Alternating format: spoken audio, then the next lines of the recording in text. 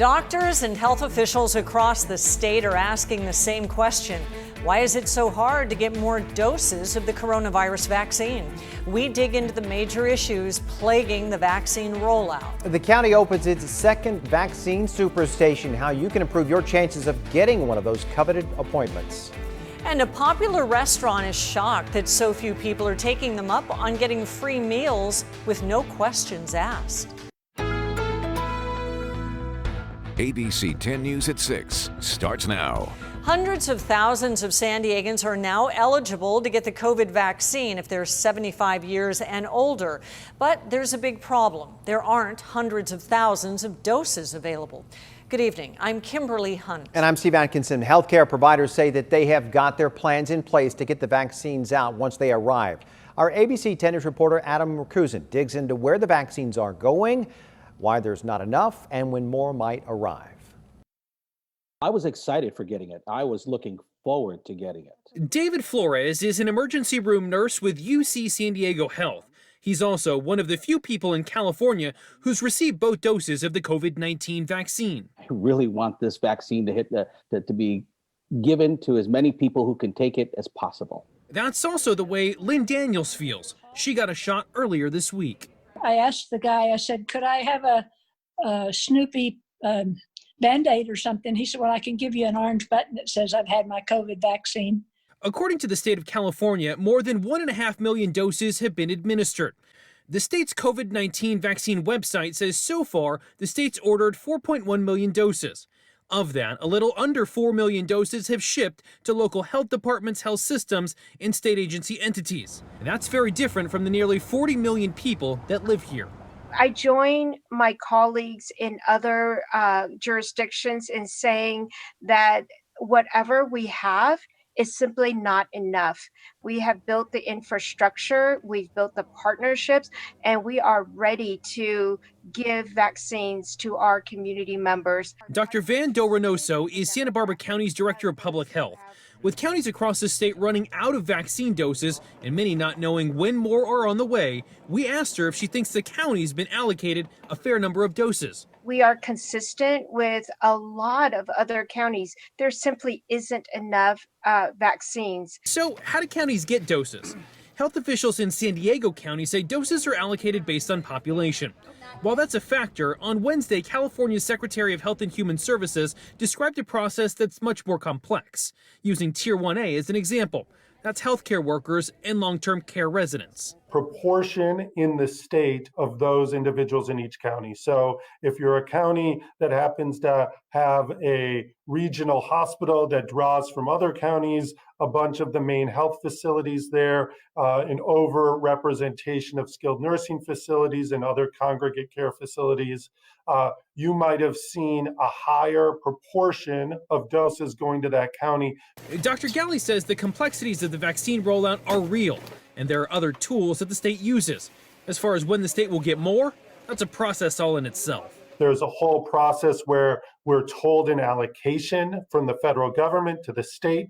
We then share what the different counties are going to be receiving, and then they put in orders, and then those orders are sent to the CDC and then ultimately shipped later in the week. Adam Merkusen, ABC 10 News. And we have more information on the COVID vaccine, plus testing and resources available to you. You can go to 10news.com and click on the Rebound section.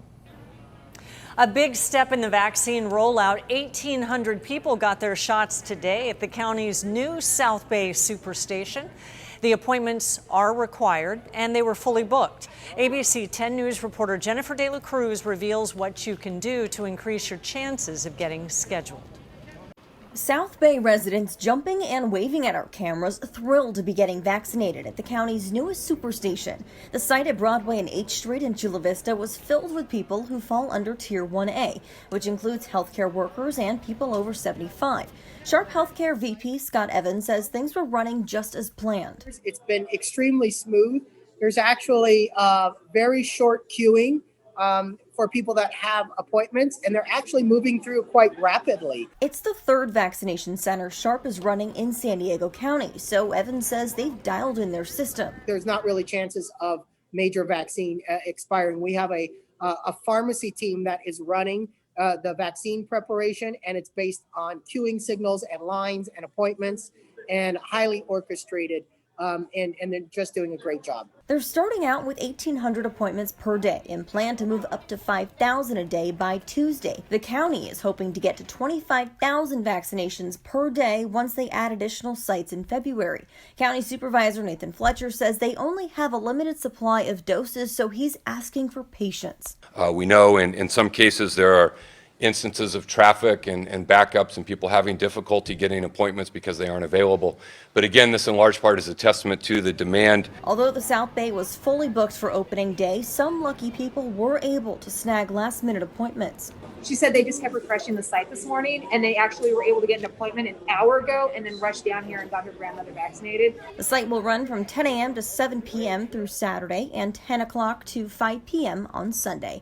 Jennifer Dela Cruz, ABC 10 News. You have to make your appointment. That can be done online. We have a link on our website, 10news.com. And here are the latest numbers on coronavirus in San Diego County. Nearly 1,200 new cases were reported today. That brings our total to just under 220,000. Although 48 more people have died from the virus. More than 2,200 San Diegans have now lost their lives to COVID-19. The county is asking for people with medical training to volunteer to help with vaccinations. But some doctors are telling ABC 10 News the process for signing up is too difficult. God bless them. They're trying. I'm not trying to say anything negative about them, but they just don't have their act together. That's Dr. Ted Mazer. He's former president of the California Medical Association. He says that he spent days of frustration trying to go through the system that the county set up to volunteer. I am a licensed physician in current good standing with the Medical Board of California.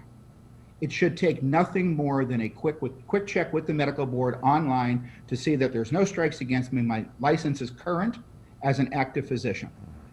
Let me go to the sites and begin administering.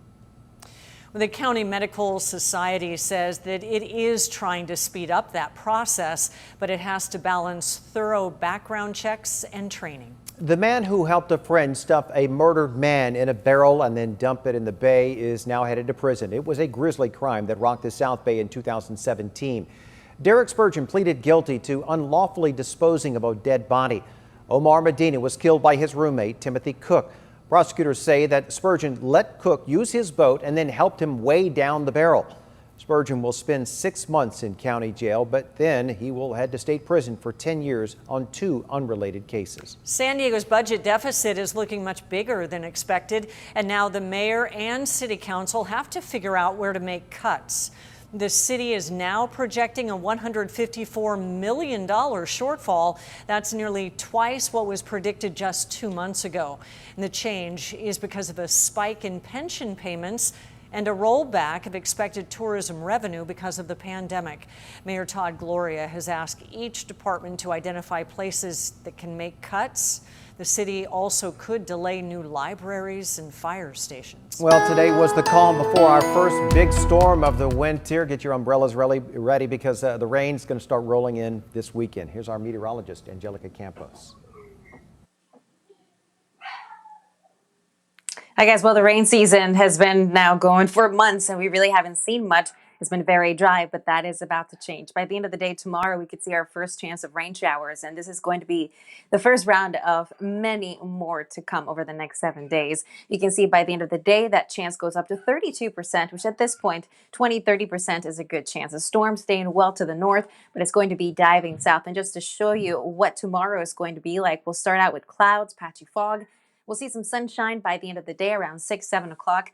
The northern part of the county will start to see some showers moving in. Accumulations for tomorrow looking like a trace to 1/10 of an inch, but we will see a lot more on Saturday. I'll break it all down. I'll show you the accumulations and also the chances through the next 7 days. All right, we'll see you then. Thank you, Angelica. Carlsbad wants public opinion on how it should reform police oversight. The city will hold virtual meetings in each election district over the next several weeks. There will be discussions about whether the community should have a larger role in oversight and what that role would be. The meetings will start next Thursday. To join in, you'll need to register on the Carlsbad City website. A leading potential candidate for San Diego's open state assembly seat won't run after all. Amar Campa was raising money for a campaign to run for the 79th district. That's the seat that was held by Dr. Shirley Weber. She's been nominated to be the new Secretary of State. Campa thought that he could win that race, but instead thinks the district should be represented by a woman of color to follow in Weber's footsteps.